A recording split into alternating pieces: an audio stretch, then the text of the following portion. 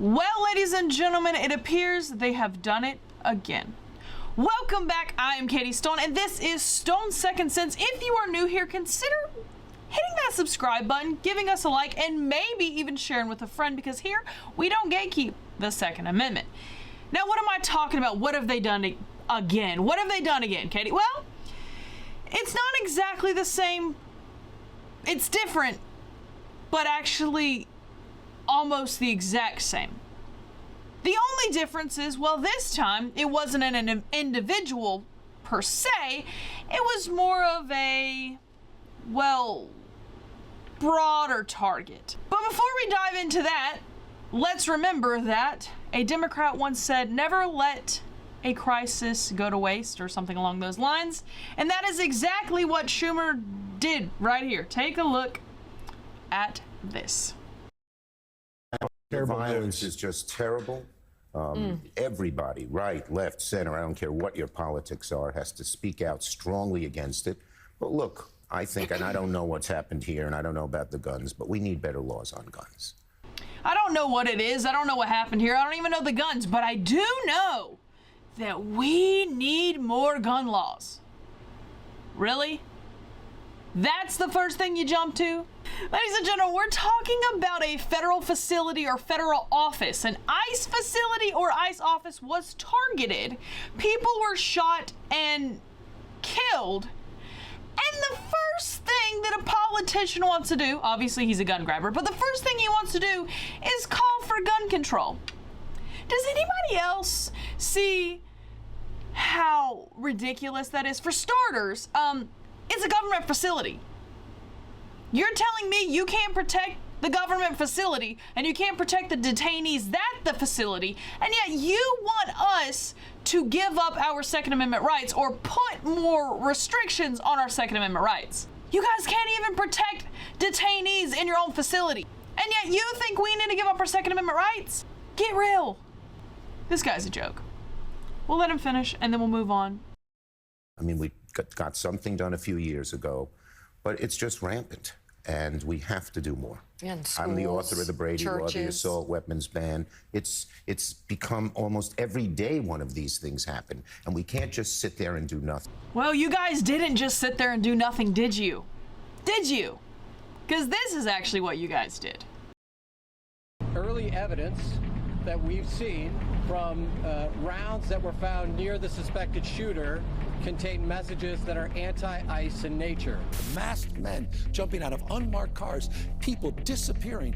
And we will continue to call out the terrorist organization that is ICE. That's the SS and the Gestapo. You can only push people so far, and then they start to take matters into their own hands. Let your rage fuel you.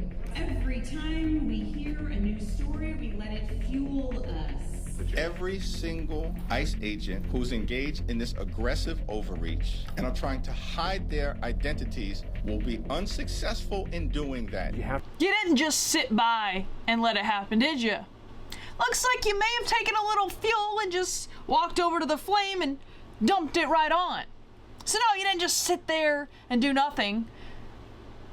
Seems like, I'm not gonna point fingers and say that you're responsible, but the words that you say do have consequences, and it seems like those are starting to play out in not a very good way. But, you know, hey, there's plenty more where that came from. Let's listen. Willing to do whatever is necessary in order to save the country. Let your rage fuel you. Let your rage fuel you.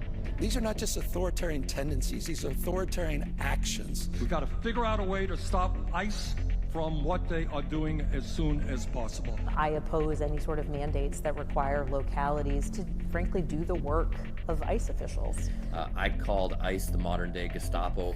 Come on, like that's literally what's going on. ICE federal agents pulling up, terrorizing our communities, hopping out of unmarked vans. When I see ICE, I see slave patrols. And yes, human trafficking them. The masked, secret police that are terrorizing our communities.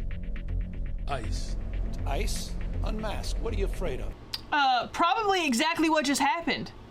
Do you really think that these people want people following them home to their families. I mean, today was a facility. Tomorrow it might not be a facility.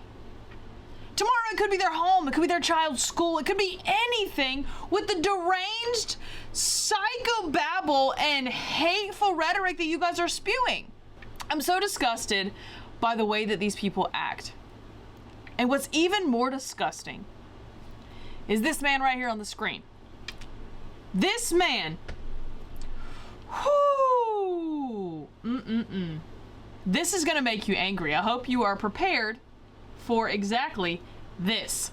Now, this is what he says to JD Vance. Listen to it. Before we play it, I'm gonna read it and then we'll come back to it. He says, "No thanks, JD. I will not be going straight to hell today. Though when I watch you speak, I certainly feel like I'm already there." Okay. The key part is he says, "No thanks, JD. I will not be going straight to hell today." He doesn't deny anything that JD says. Listen to what JD says here.